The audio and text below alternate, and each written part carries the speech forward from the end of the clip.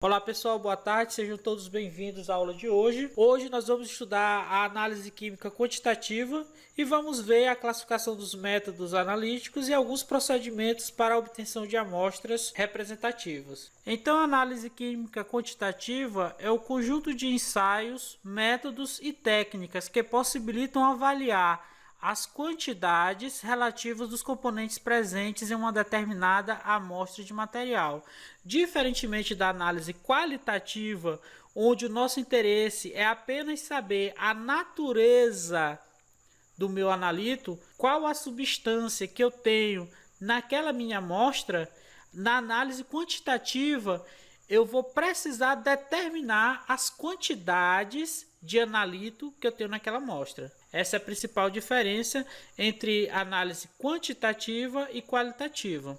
Na quantitativa, nós vamos precisar determinar as quantidades de analito naquela amostra. Esses métodos analíticos podem ser classificados em dois grandes grupos, conforme a natureza da medida desejada. Essa natureza da medida desejada é uma grandeza, que pode ser uma propriedade física proporcional à quantidade ou concentração do analito que se encontra presente na amostra. Pode ser a massa, o volume, a absorção de radiação eletromagnética, a carga elétrica, entre outros. Então, a primeira categoria são os métodos clássicos, também chamados de estequiométricos, onde uma quantidade exatamente equivalente da espécie de interesse reage com outra substância de concentração conhecida segundo uma equação química bem definida. Então a gente vai se utilizar de uma equação química conhecida e da estequiometria para fazer a comparação e daí descobrir a quantidade de analitos que eu tenho. É determinada com base em uma propriedade física que pode ser mensurada. Alguns dos métodos são os eletroanalíticos, que são baseados na medida de propriedades elétricas como potencial elétrico, corrente elétrica,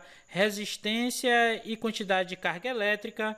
Os métodos espectroscópicos, que são baseados em medidas de interação entre a radiação eletromagnética e os átomos ou moléculas do analito. Exemplos: a espectroscopia em ultravioleta, infravermelho, Raman, entre outros.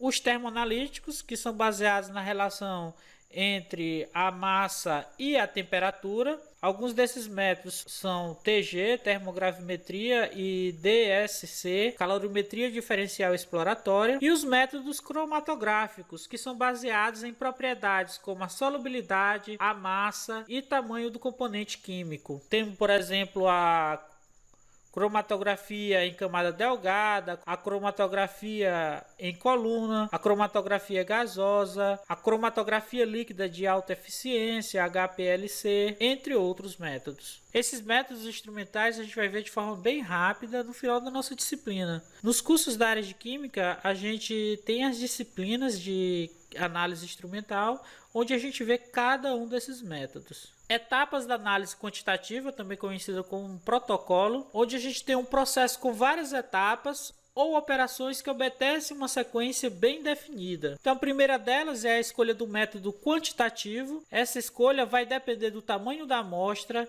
da quantidade relativa do componente desejado, do número de amostras a serem analisadas, da exatidão requerida, da composição química da amostra determinada por uma análise qualitativa prévia, do tempo disponível e dos recursos disponíveis, como reagentes, equipamentos e pessoal treinado para realizar o processo.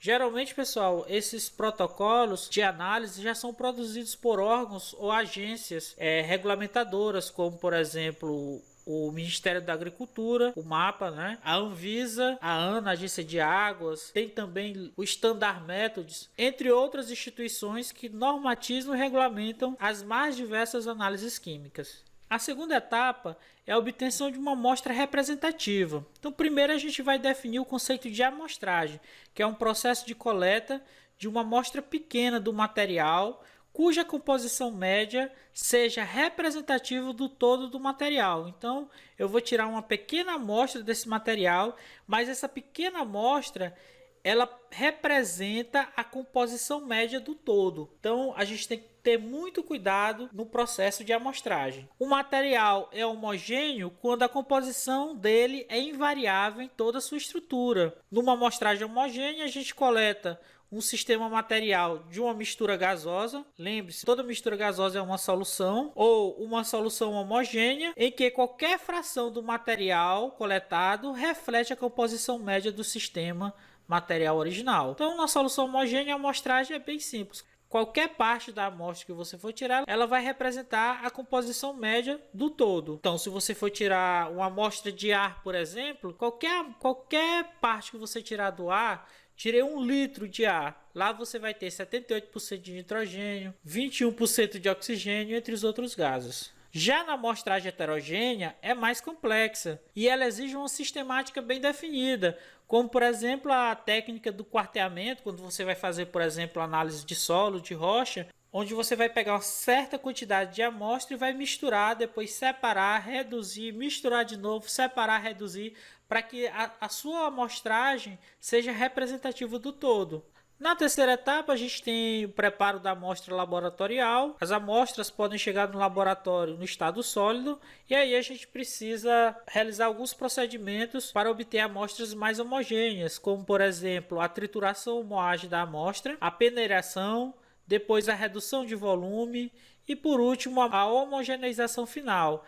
Já para as amostras líquidas, geralmente a gente só aquece essa amostra líquida para obter uma amostra mais concentrada, mais representativa. E o quarto processo é a definição do número de amostra. A massa de amostra laboratorial a ser analisada, ela vai depender do número de análises a serem efetuadas. Então, quanto maior a quantidade de análise que a gente vai fazer no laboratório, maior a quantidade de massa de amostra que a gente vai utilizar. Então, pessoal, nossa aula de hoje fica por aqui. Qualquer dúvida, estou à disposição de vocês. Nessa semana não teremos atividade.